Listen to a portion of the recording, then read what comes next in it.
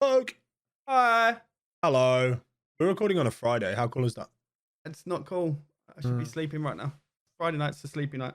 I don't remember the last time Friday night was a sleepy night. You work Friday nights. I sleep Friday night. Things got in the way this week. Yes, schedules. But here we are. We have arrived. We're here. We We're are. perked up. We're fine. I've got a cup of tea and a head full of dreams. We're ready to go. I've got dreams. You've got to have tea, man. It doesn't work without tea. Nothing works without tea. Like literally nothing. All right, full disclosure, this cup has got Coke in it. What's wrong with you? But I didn't want a glass, so I figured I'd have a grown-up cup, like a grown-up. Tommy Tippy cup. So that you use little day when you got one of them anti-spill cups, whatever they're called. I need one of those. Remember when I spilled beer all over my Yeah, that's what I mean. Maybe you should just genuinely have one because they sell them for like £7, don't they, in Starbucks? That's a good idea. Non-tippy cups. If you need one of those, I prefer to take a firm bear-like grip upon my tea mug. Nah, I find that does the job. So it's been another quiet week in gaming, so we're going to have to digress from gaming topics this week, which I don't think anyone minds. Do you know what someone mentioned earlier? Because I was streamed today. Okay. And sometimes we talk about the topics that we're going to maybe discuss, or whether or not, I don't know what we're going to talk about because there's nothing happened this week. Mm-hmm. And Bilky said that maybe we should introduce you to a new wave of culinary delights and possibly open you up to Weetabix with mustard on it. No, don't like mustard.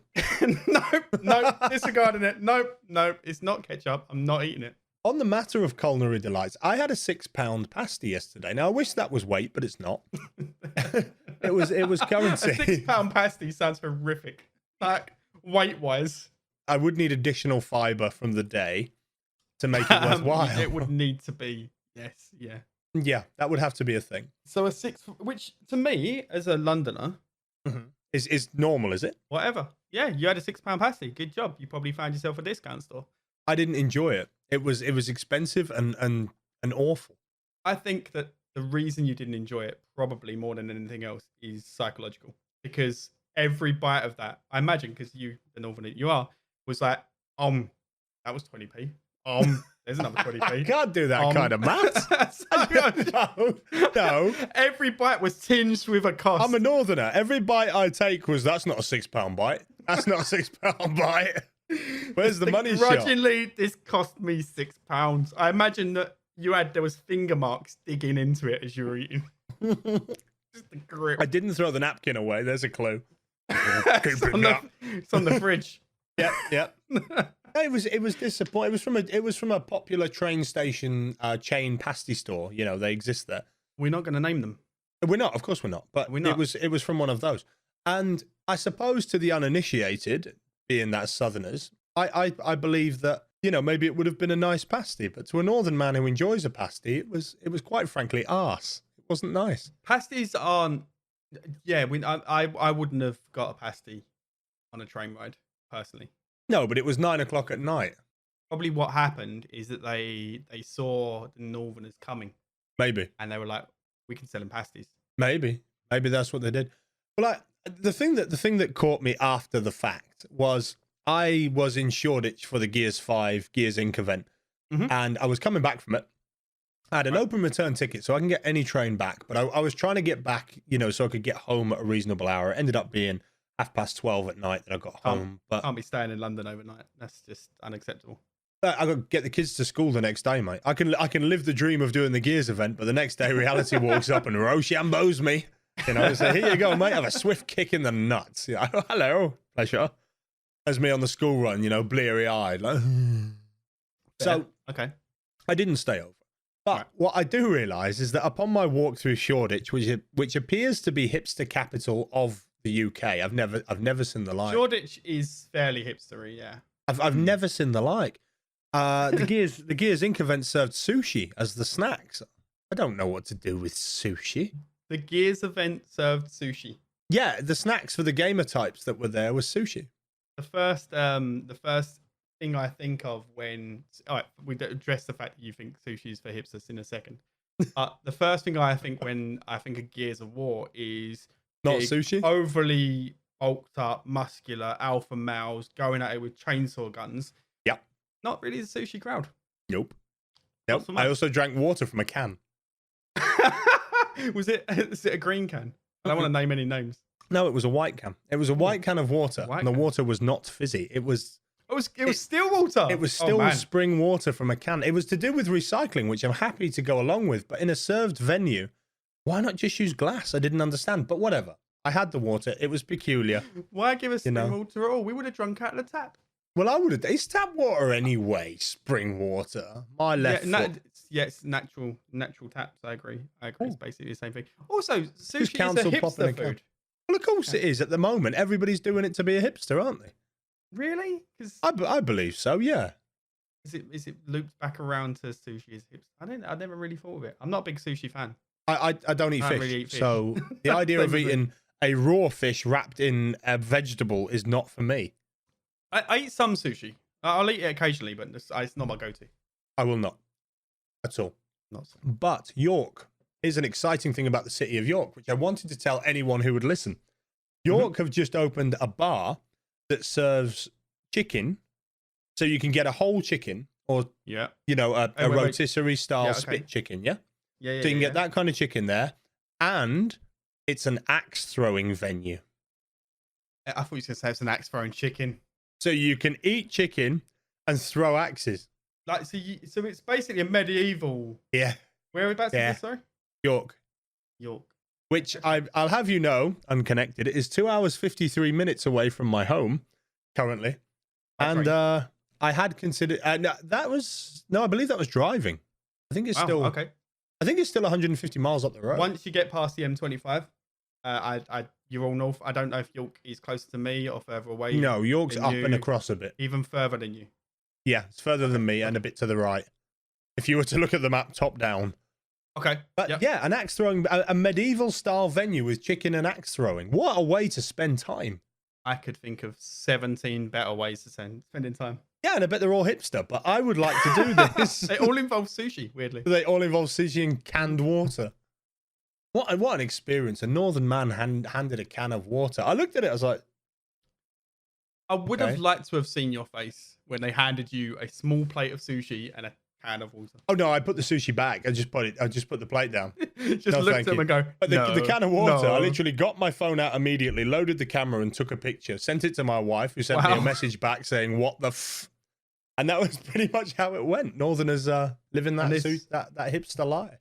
This is a ink event.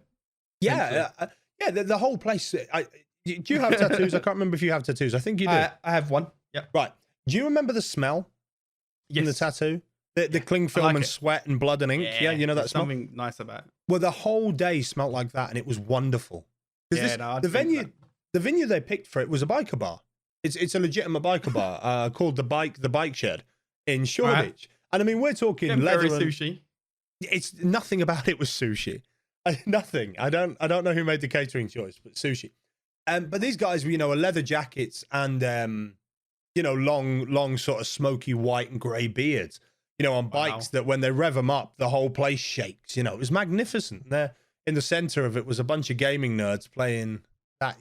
Oh wow! So did they close off the entire thing, or was it just the biker people were just there as well? No, the bars built into the railway bridge. Railway arches. Mm-hmm. It's built into there, and then the second arch along, which has got a door knocked through it, was like a back room, like a function room. Oh, okay. So no, the whole event was in this function room, linked onto a building next to it. Oh, that's not how I imagined it. Nor was it how I imagined it. But sushi aside, the venue was pretty much perfect.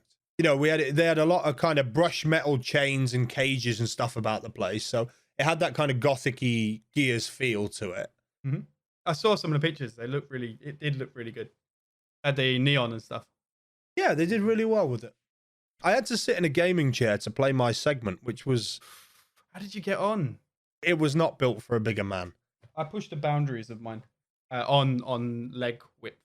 Yeah, when I had a gaming chair, I had bruises on the underside of my thighs where the hard bits at the side of the chair were digging in.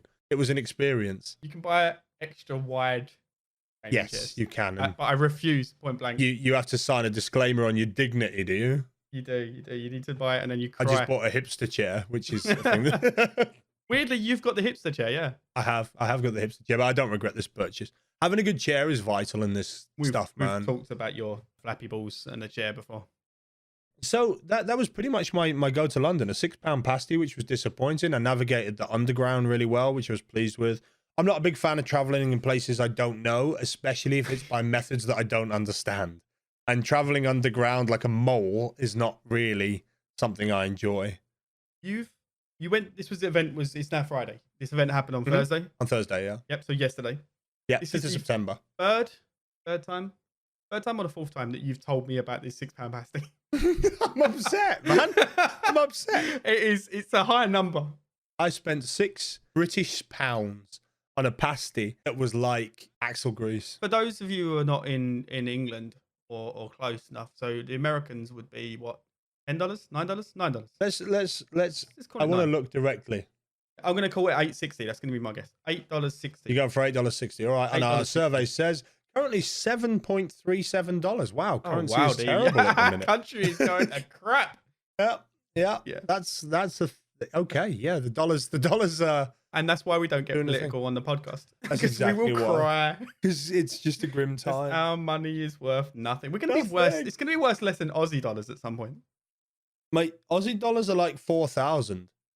You get 4,000 Aussie dollars to the pound, I think. $4,000 roos. I think that was pretty much the last currency conversion I did to Australian dollars. Get 4,000 for a pound. 4,000 is strong and improving. Speaking of which, did you see the stuff for NBA gaming? NBA 2K20, it's called. Speaking of money and currency conversions. What I like about this, because I know where you're going with this, what I like about it is that they're taking a very good view of things like loot boxes and trying to keep it honest and make sure that it's not in any way gambling. Mm-hmm. By adding, so they've just straight out added a slot machine. It looks like gambling and it smells like gambling. But is it the CEO? Someone important came out and said it isn't gambling. We've made it specifically not gambling. It just looks and smells like it. And also you might win and you might not, but pay us money, but you might win. As I understand it, and I don't know if this is entirely true, but as I understand it from the 2 or 3 articles I've read on it, they actually have a gambling association ruling that it's not gambling. That's a UK thing. The UK Gambling Association said it was not gambling because the stuff that you win is not it's not real. It's got no monetary value. Yeah, so it's not real. It doesn't matter. You're not gambling real money on it. You're only about gambling in-game currency. I wonder how that would work if, for example, you can win skins that you could then buy separately because then you've put a monetary value on those skins. So if you're gambling to win skins, you have, as long as it's not third party though, right? I don't know. That's where the grey area, because some of these sites do third party sales, but then if the retailer doesn't get any monetary value for it, surely they're not to blame at all. You know what I mean? It's tricky. But the argument, the big kick with NBA is that the game's rated 3+, age 3 and up. Is it really? Yeah, it's a 3 and up game, and that's where the actual argument came with. It wasn't so much the loot box argument. It's like, why are we teaching kids to use fruities? That's exactly what they're doing. It has the mechanic of the opening packs again. You know, the thing that FIFA has. Mm-hmm. Yeah. Of opening the packs. That's also a mechanic, and even if it's not currently monetized, it kind of has a creepy feel to it. You know, the whole thing has a really creepy feel. It definitely is a gambling effect. It plays into the same centers of your brain that the gambling gets to. Dopamine hit on a win, right? Yeah, exactly. You're the same drivers that keep you buying these things, the same things that keep you pumping that extra pound or extra dollar into the slot machine. So yeah, for extra 4,000 Australian, or the definitely extra 4,000. No, I watched a couple of the trailers, and even in the launch trailer, I was like, it literally looks like a casino where you can play a basketball game. That's what this game looks like. It's difficult when they've specifically someone come out and said it isn't gambling. When a representative of a company says it's not gambling, and then you go out of your way to make it look like gambling. Yeah, it's a tough shout. I don't know what constitutes gambling more than that. Or did they want it to be a race? You want like 4 people to run across the screen, and if your guy won, maybe they should have done like little cockroaches. Yeah, maybe little snails, little snail races. Stick a little flag on a snail. Exactly. And if you won, it's not gambling because snails aren't real. I can't help but feel that, without getting political, because I don't want to, but these gambling associations don't know what they're dealing with. They don't really understand what these things are and what this is, as a thing. Very like the internet. No one really understands it, so it's hard to legalize it. It's hard to, not legalize it, legislate it. Sorry. So it's like that, and this is it's all emerging technologies, emerging industries that no one really knows. So they're just kind of winging it like everyone else. Exactly. And no one wants to upset anyone. Yeah, that seems to be a thing with it. Especially if there's potential money in it. It's definitely a curious take, because everything in it looks like gambling. I would be more inclined to let my child play something like Fortnite, which has simulated violence in it, within reason. There's no blood or anything like that. I would let her play that rather than gambling. She's not going to go out and look for a gun on the street and then chop a tree down and then try and build a house. Yeah. She's not trying to try and build a house, exactly. But she may decide that gambling's okay. Yeah, go into a pub at some point and go on their fruit machines, or walk past one of the many. Well, you wonder if it even sets the seeds in the mind or whatever. It's a curious choice. About it's about patterns. Well, I don't gamble, right? I don't, not like that. I used to. I don't anymore. Well, I think that's the case with most people who are not stupid enough to keep. People who are not stupid, yeah. Yeah. I buy the occasional scratch card, very occasional scratch card, because of an old thing my granddad used to tell me that I do every now and then, right? So like once a month, I'll pick up a £1 scratch card, and right. I mean, I have one on my desk now that has £2 on it. I'll probably never actually cash it. I don't ever really give them back. Yeah, it's £2. That's where they make their money. Is that you're not going to go back to the store for the no, of course not.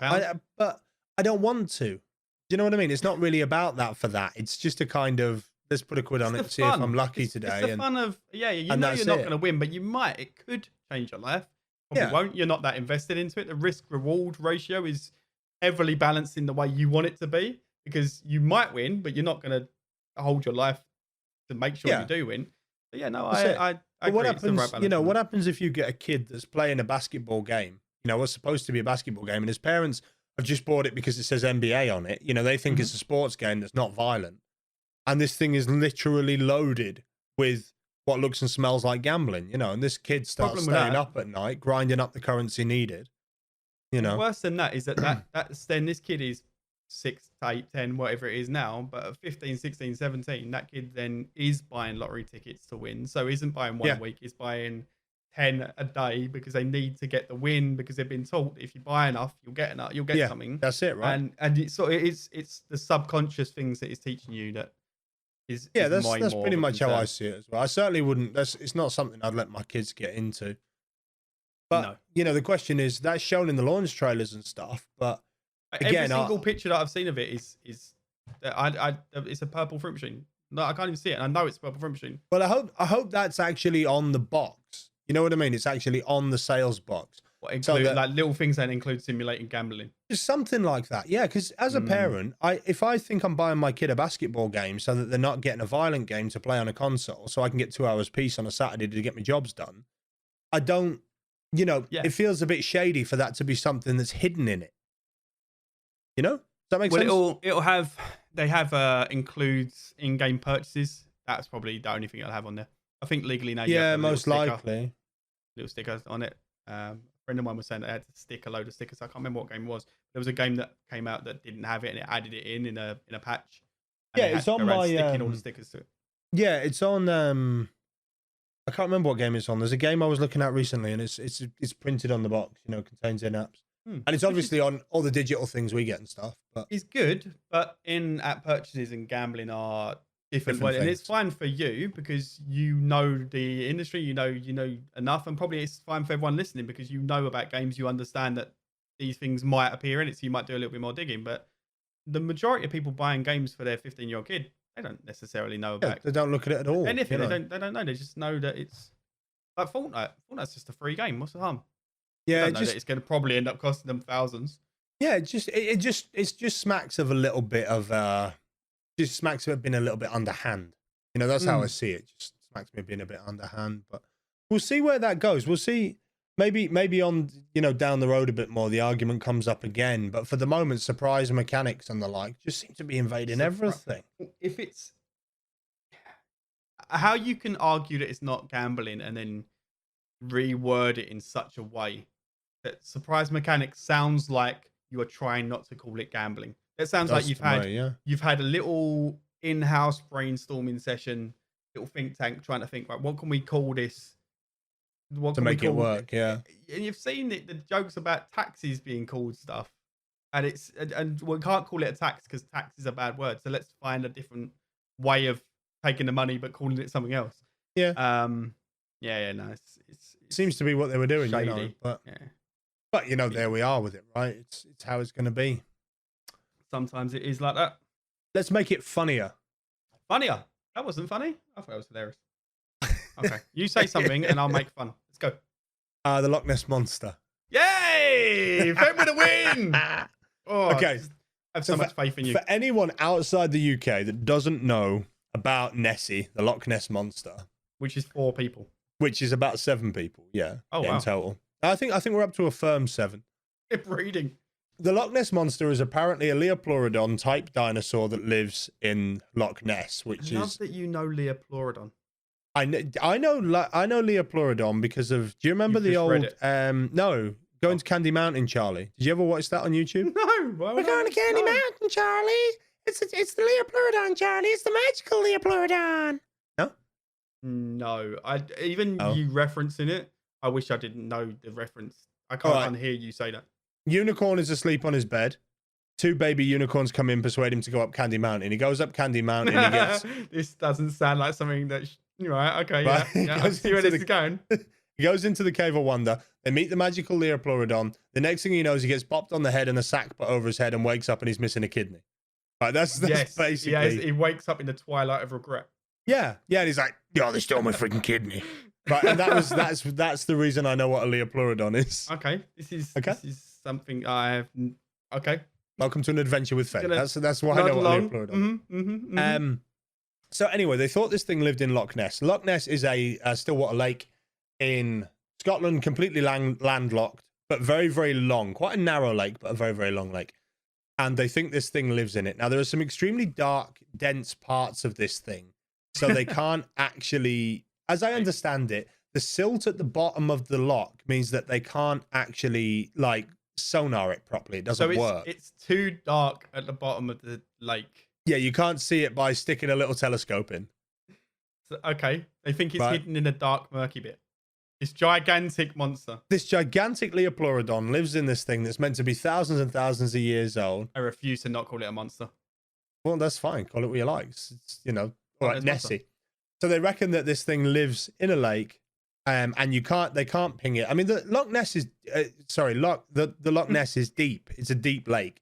But there is something to do with the sediment at the bottom that they can't quite scan it. So they've always had trouble finding this thing.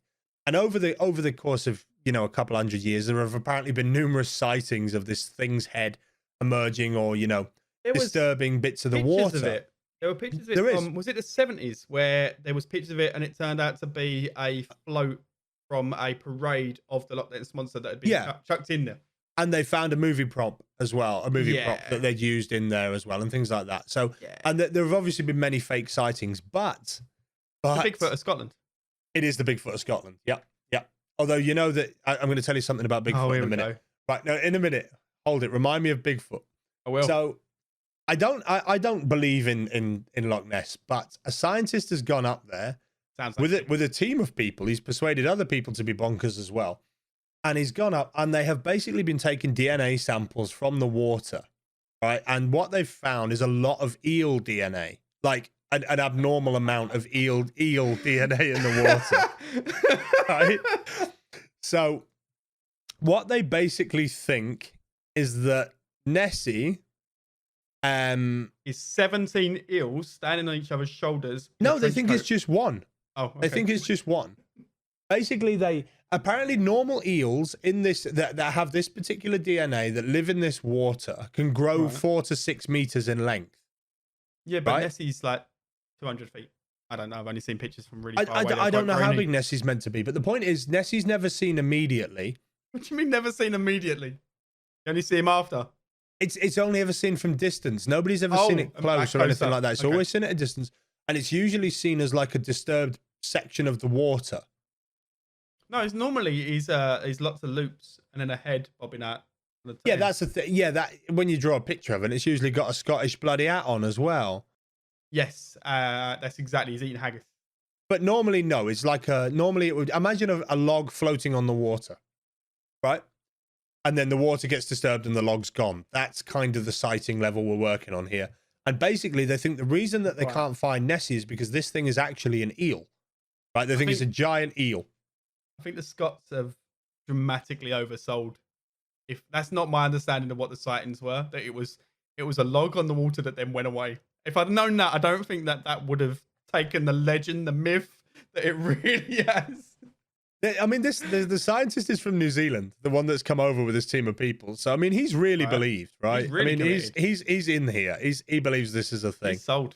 He's drinking that Kool-Aid. I mean, he's called Neil, so he's obviously quite a well-committed chap. Neil the scientist has come over from New Zealand. Neil the scientist has come over. Professor Neil has come over, and he reckons that Nessie is a huge eel. So, but by the same logic, though, if say we thought there was like a giant shark, right, like a megalodon, just 40 feet big, just swimming around the ocean, and it was in this specific, and then he went to the middle of the ocean in a boat, got a cup of water, DNA testing, and went, yeah, it's fish, isn't it? There's a shark in there. It's fish. It's made out of fish. It's just, yeah, all right. There might be a lot of eels in there. That doesn't make Nessie an eel. That just means there are usually more than one. There's usually more than one animal in an ecosystem. Otherwise, but maybe eels are Nessie food. The eel's particular camouflage makes it more likely. That's what this article reckons. It says is that that could be why the eels managed to hide from so many hunts in the lot. Is because they're slippery like an eel. Slippery eels, yeah, and they can get under the silt at the bottom.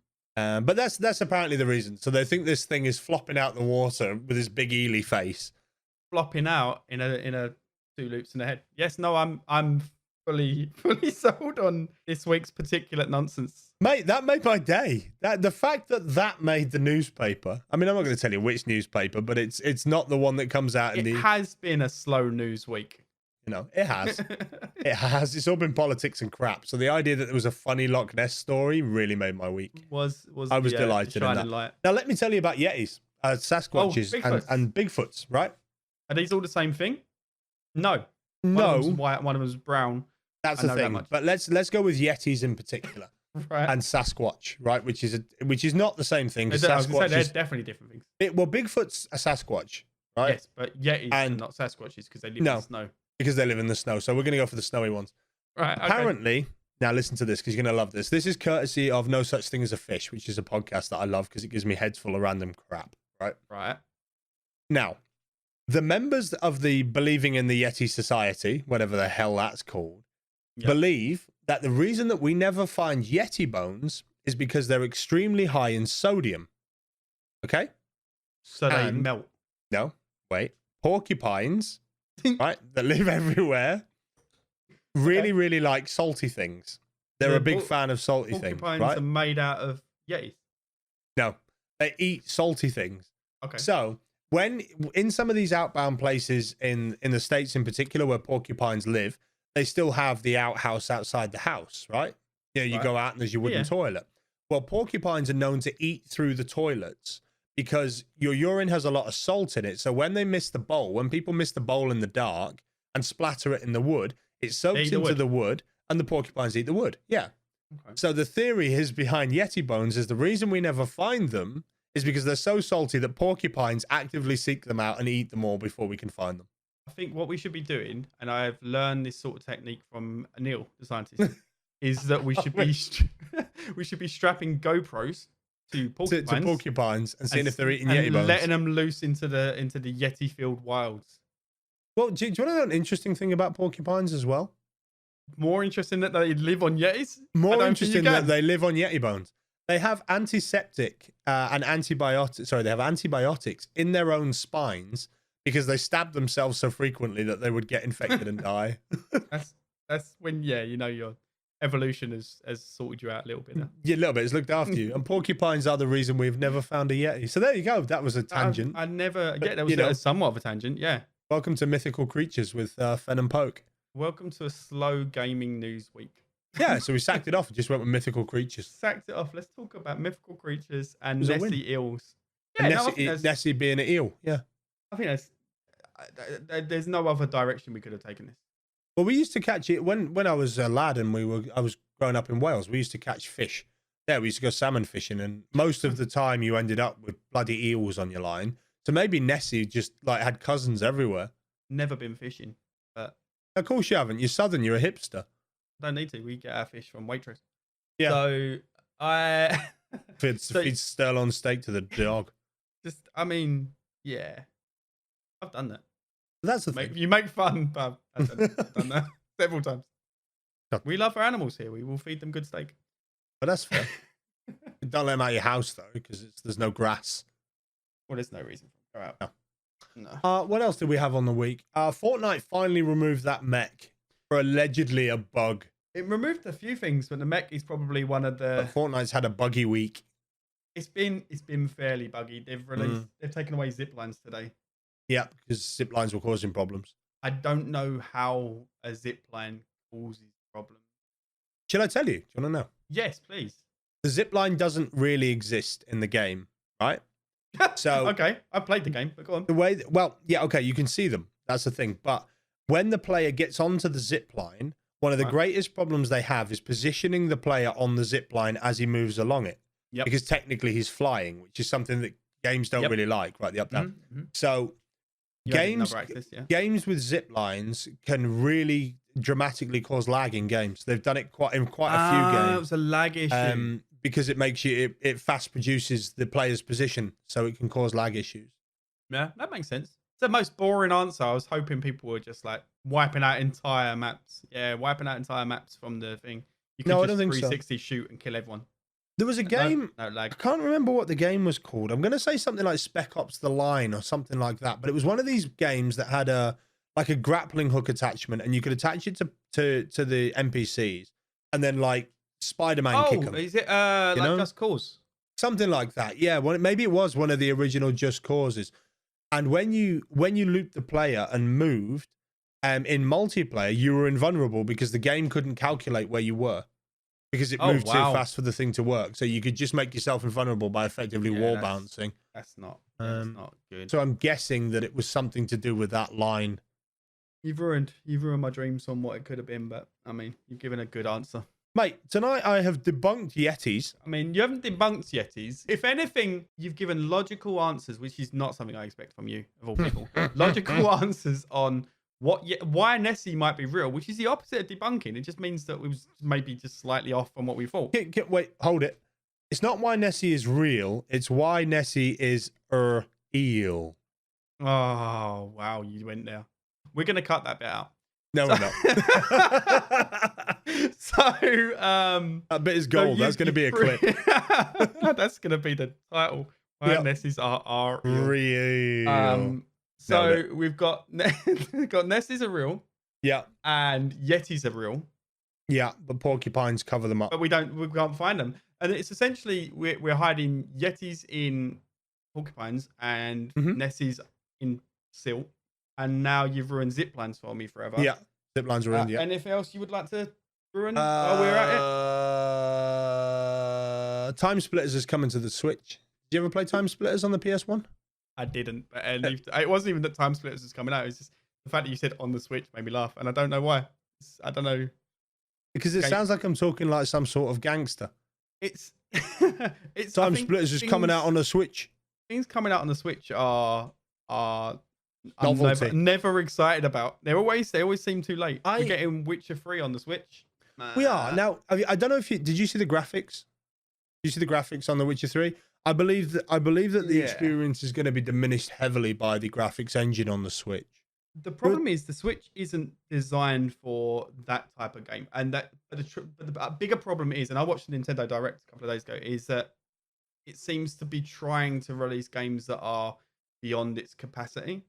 I don't know why. Nintendo have always crushed their own little cartoony Mario World of Awesomeness. Which they're still doing, right? They are still doing that. Why would you? But you're watering it down.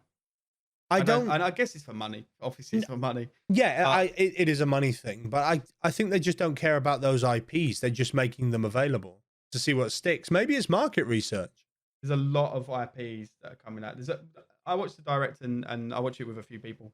Same as we watch E3 and stuff. That it's lots of JRPGs that no one cares about. I don't care. Well, no one cares about in the Western side. Yeah. No, I don't care. So no one cares. Right, okay. That's the rule of thumb for me. and Southerners, man. And then a bunch of these games that don't look like they're gonna, like Overwatch. Everyone seemed really excited about Overwatch, but you know what it's gonna be. It's gonna be 30 FPS. The joke was that Overwatch would run on a potato. That was when it was heavy on PC. It's that it run on everything. I didn't know anyone who couldn't run Overwatch. But yeah, 30 frames per second is gonna be harsh. Yeah, I don't really know how that's gonna work out, if I'm honest. But I hope it does. I still like to think that it's a trial. Because, well, you know, there were the rumors of Microsoft and Nintendo maybe partnering up and releasing Game Pass on Nintendo. Yeah. I like to think it's a trial for something like that.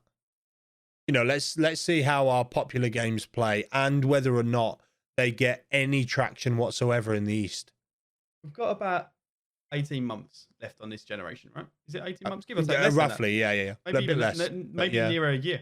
Yeah. Yeah. So you can have a new PlayStation, you can have a new Xbox. And then it seems like the logical step is to phase away from consoles altogether and be more digital-based games like Stadia and stuff like that. Well, yeah, the question all falls onto Stadia, doesn't it? How well does Stadia do determines what happens going forward. Because PlayStation didn't turn up. They're not at Tokyo Game Show either. Are they not? Which was no, they're not. And that was the last. I think it's the last convention of the year. And they're not there. So that means no console announcement this year from Sony, unless they do it by themselves, which would be peculiar. They have their own direct. They do, but they haven't been announced. They didn't do it, did they? Didn't they cancel that as well? I don't. If I'm honest, I don't know. As I understood it, they've literally put no marketing out at all, nothing. But they only need to do that in January or February, and still be on for a December, November release. Because you want it, they'll probably be November next year because obviously you want to get in for the Christmas crowd. Yeah, well, that's standard, right? That's our normal console release. Yeah, makes sense. I don't see why they wouldn't do it towards the end, either the end of the year or the beginning. There's still time for them to announce it. Everyone will still jump on it. So I wouldn't have written them off. But everyone knows the PlayStation 5's coming. Everyone knows it's gonna be within 6 months of the Xbox. Otherwise they're gonna lose everything. Everyone's just gonna buy an Xbox. Well, I wonder if they're just waiting to see what happens with the cloud gaming stuff. You think? Yeah, I think that's why we haven't had an announcement yet, is they don't really know what they're about to announce. You know, they're just kind of sitting in it. The cloud stuff doesn't seem to be as exciting as they wanted it to be. I don't know anyone who's excited about it. Anything I read on it is a bit meh. Yeah, that's because everyone thinks it's going to fail. Because the infrastructure of the internet isn't actually good enough in most countries, in all areas, to make the thing a mass-produced system. Even in the biggest countries, it's not everywhere. There's parts of England, there's parts of America you won't be able to use it properly. I know guys that are in the Navy that take their consoles with them on ship. You know, they'll buy a console to take it with them. Well, how does that work with cloud-based gaming? They can't do it. Yeah, you know, and whilst that doesn't cut a huge market, it still puts another line. No, but you're talking about a very, very specific part of a wider market, not just the gaming market, but you're talking about a specific part of people who want to be able to be mobile, people who want to. I still occasionally buy physical copies of games. Yeah, so I like having a physical copy of a game every now and then. Yeah, that's fair. I like having a console. I like that I've got something that physically is worth the money that I paid for it. Yeah, I get that. Something good for that. I mean, I'm lazy as everyone else is. I buy stuff on the Xbox store, I buy stuff on Steam because because it's convenient. But there are always going to be times where I prefer to have something physical in my hands. Yeah, I get that. And there's going to be a lot of people that are like that anyway. So there is. I've been trained out of it because I've mentioned this before, but because of Steam and predominantly being a PC gamer, a physical copy of something to me is actually an inconvenience. When was the last time you had a physical copy of a PC game?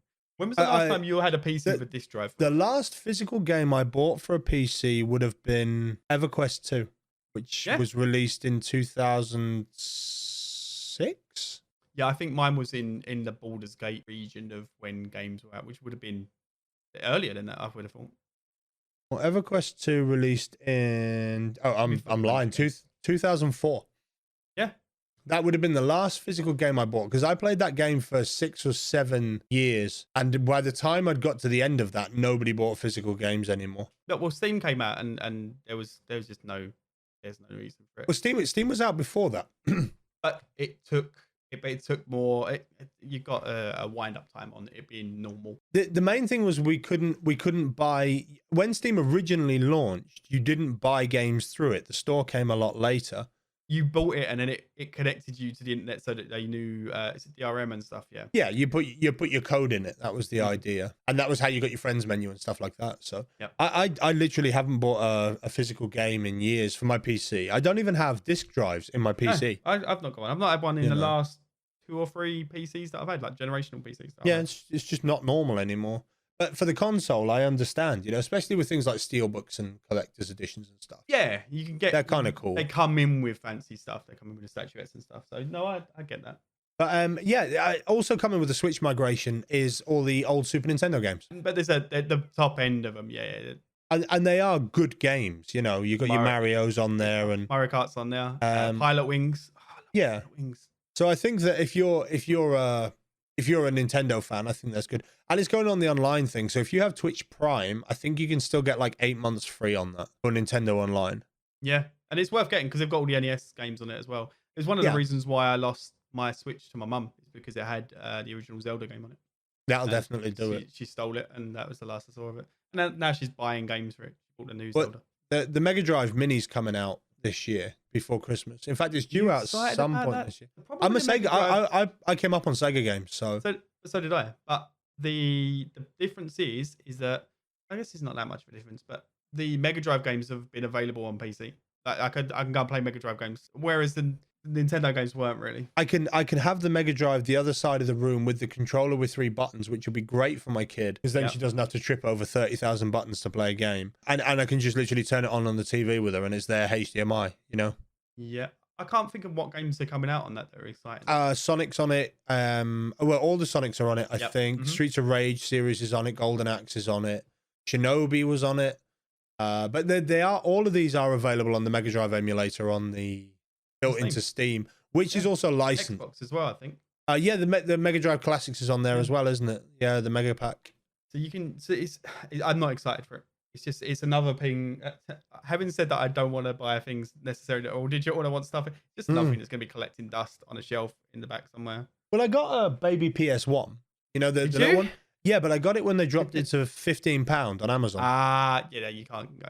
You can't go wrong with that. I got it next day delivery for $14.99. I was like, yeah, I'll have that. It's got 20 games on it.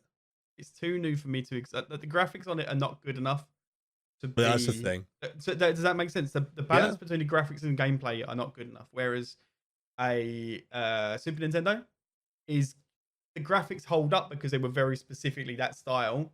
Whereas Metal Gear Solid, the original one, they look like melted Lego people.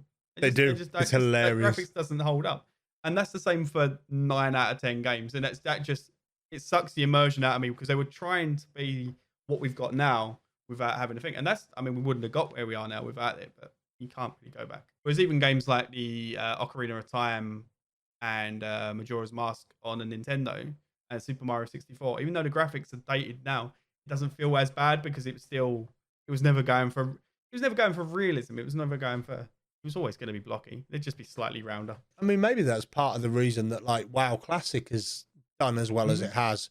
Oh, that's taken off. It really has, yeah. They've had to allow character migration to other servers. There you go. To get you out of the server because there's too many people on it. But it's come back in a huge way, right? I mean, people are back investing their lives, enjoying the nostalgia, and it's subscription based, right? So yeah, I believe so. And we're in. Has it been a month yet? I don't think it's been a month. No, I don't think so. Month 2 is going to be very telling. So yeah, month 2 will change the game. Yeah, people will pay whatever it is. Is it like it's something extortionate, like £15 a month, right? I honestly couldn't tell you. I was an EverQuest kid when WoW came out. I did play the 30-day trial of WoW, the original WoW. I did but too. I didn't really understand enough of it to get on with it, and my mates were playing EverQuest, so it was a kind of no-brainer from me. I played it last year, maybe the year before for the first time on the free trial, and apparently I played it wrong because I chose to be a gnome.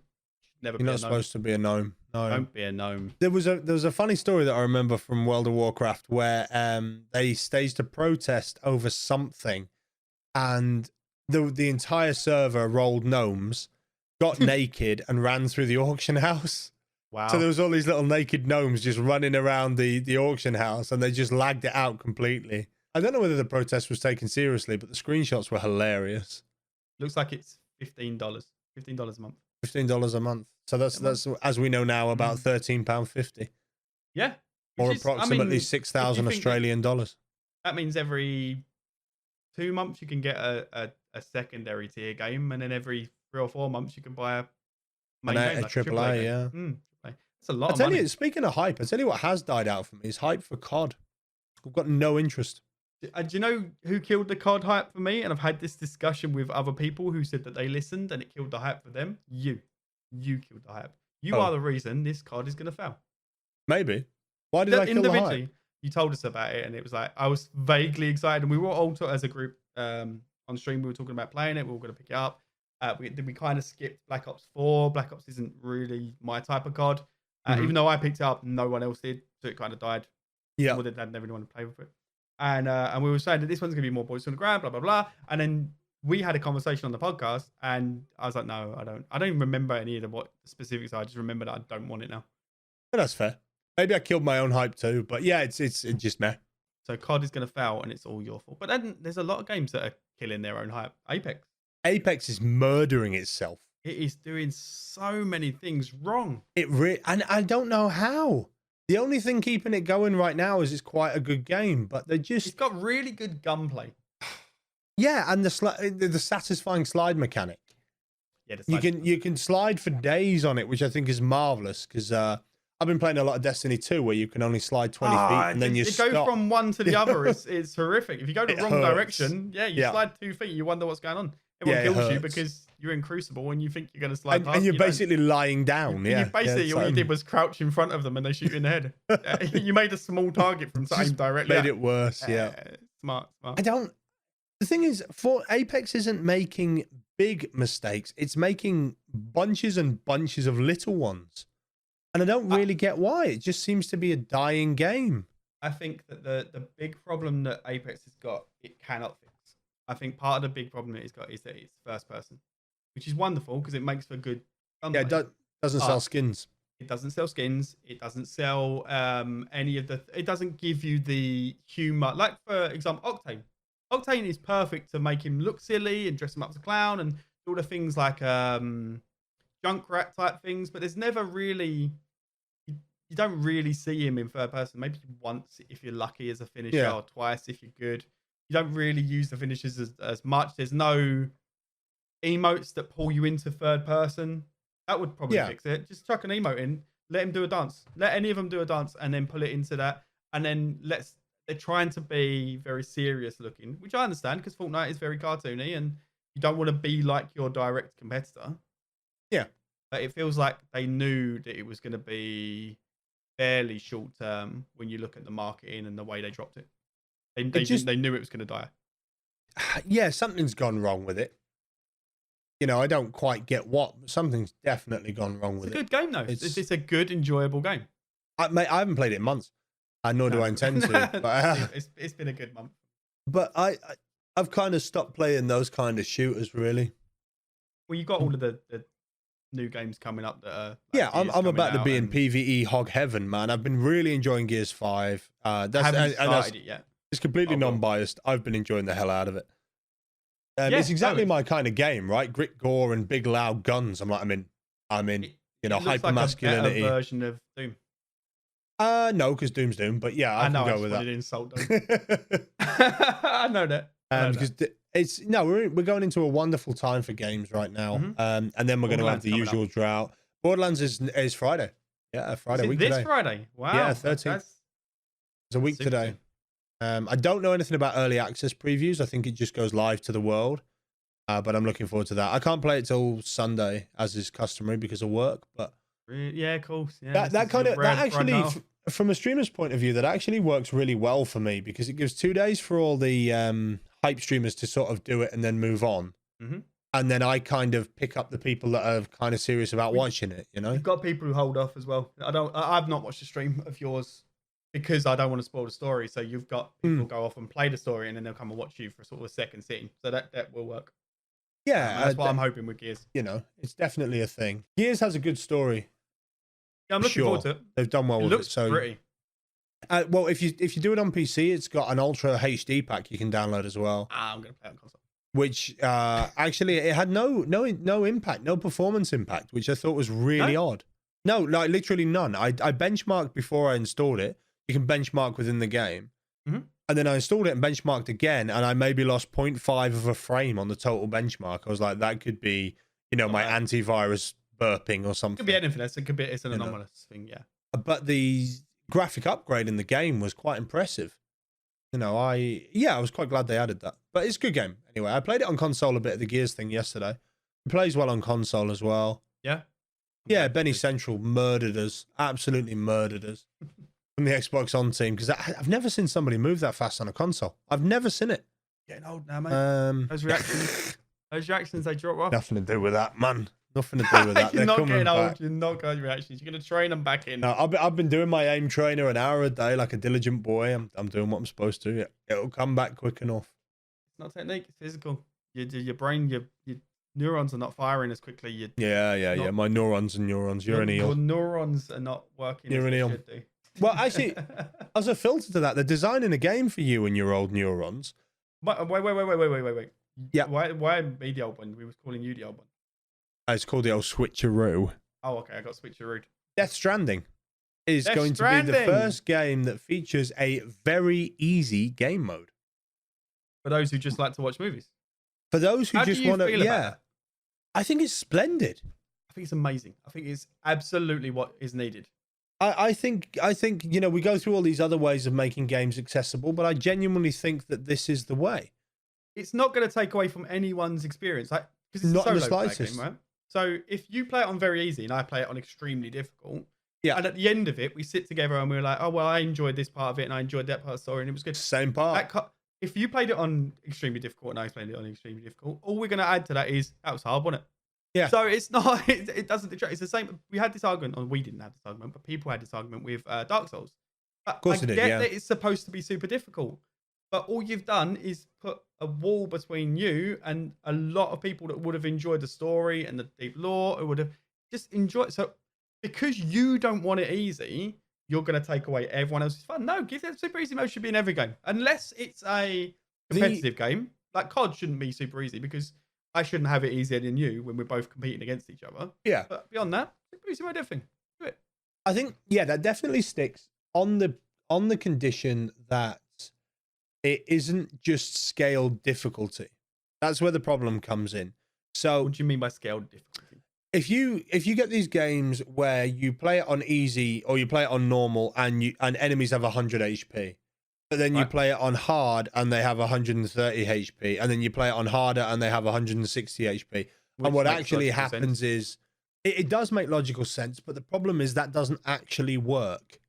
Because what you do is you slow the gameplay down to a point where you lose the whole feel of the game. Oh, they just become, you mean making bullet spongy? Yeah, making things bullet spongy. Division was an extreme example of that. Division had huge problems with that. First one. Yeah. The first one, not the second one. The second one was slightly better for it, but they would literally make it where an enemy was a complete bullet sponge to the point where you're actually bored. Oh yeah, there's been many bosses, and I think that's part of the reason why I switched off of this Division 2 so quickly, because some of it started to feel like that, and I don't play games if I'm bored anymore. I don't have time in my life to play games that are boring. I'm right the same. If it starts getting tedious, I'm not really into it. And it's not that something's necessarily too difficult, because that sometimes can look like a rage quit, but it's not. I have always called them boredom quits. I'm bored. I'm moving on. I'm going to play something else. I'm really sorry. I tried. Didn't work. Bye. Well, I wonder.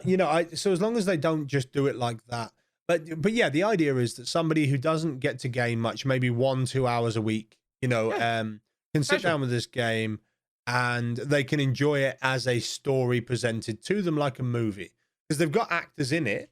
This is very specific to that, because it has got so many. It feels like it is a movie you're playing through. Yeah, that's the reason he says he's done it, is because he says, I want it to play like a movie with some challenge if you're a seasoned gamer and with, make a story otherwise. Without spoiling it for anyone listening, without spoiling it for me, who also hasn't played it, but Gears of War looks like a movie with a hell of a lot of action sequences in between. Every time I've seen it, that's what it looks like. Yeah, Gears is a cinematic action. Yeah, you're emotionally invested in characters. So that, I don't see why that wouldn't have a super easy mode. Well, I'm playing it on the lowest difficulty. I don't play games like that on the hardest. If I want a challenge in a game, I would actually rather play a 2D platformer, like Celeste. Yep. I prefer that for my challenge. I will play very, very low graphical games that way. Like almost like remember the Impossible game? Yeah. Is it the Impossible game? Games, I'd rather play that, which is horrifically difficult in parts and completely. Super Meat Boy. I played Super Meat Boy for 6 hours in a row. 6 hours. But I'm the one who everyone thinks will rage quit a game instantly. But I went into Super Meat Boy thinking, right, this is going to be a pain. It's going to hurt. I'm going to continue to bat my head against it, and I'm going to get through it. I don't do that when I play The Witcher or when I play Gears of War. That's not why the reasoning isn't there anymore. It's a different thing for me.